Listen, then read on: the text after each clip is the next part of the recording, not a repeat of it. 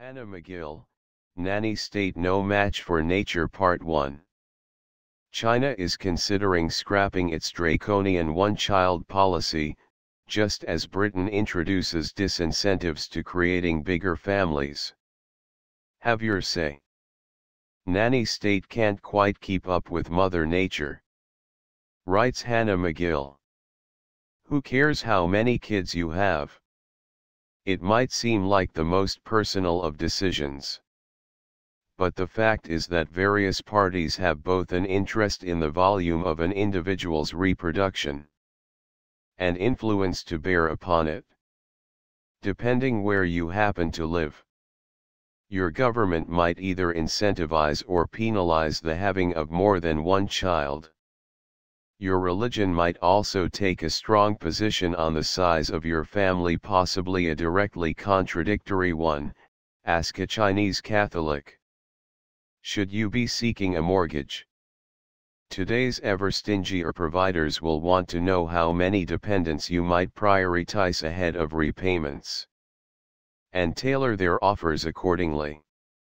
And whatever flag, creed, or roof you live under, certain environmentalists are in no doubt as to your obligations to the planet.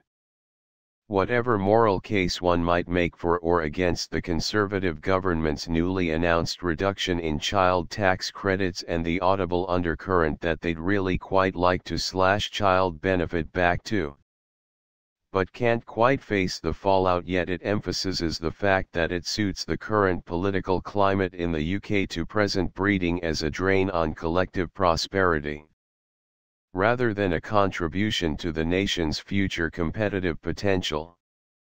Conversely, last week brought news that China may finally scrap its long controversial one-child policy, in response not only to public opposition, but to an ongoing and potentially disastrous drop in its working-age population. More babies?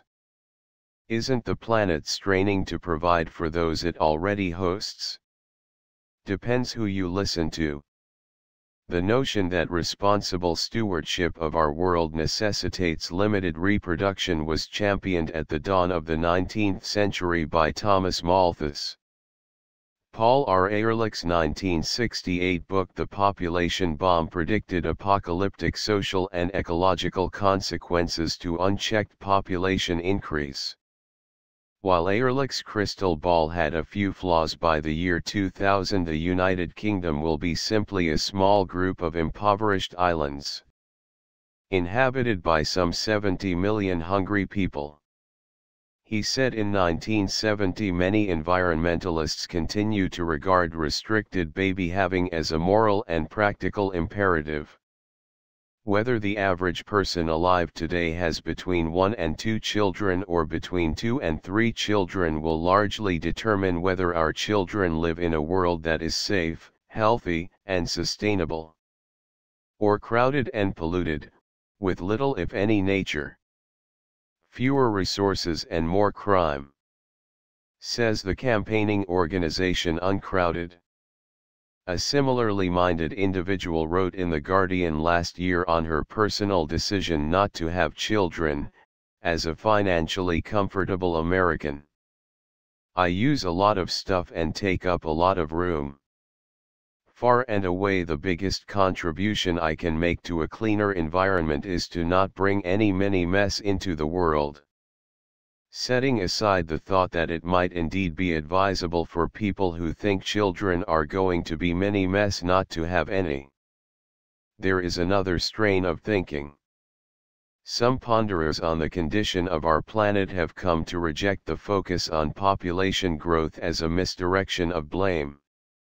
To Ian Angus, Simon Butler, authors of Too Many People, Population, Immigration, and the Environmental Crisis.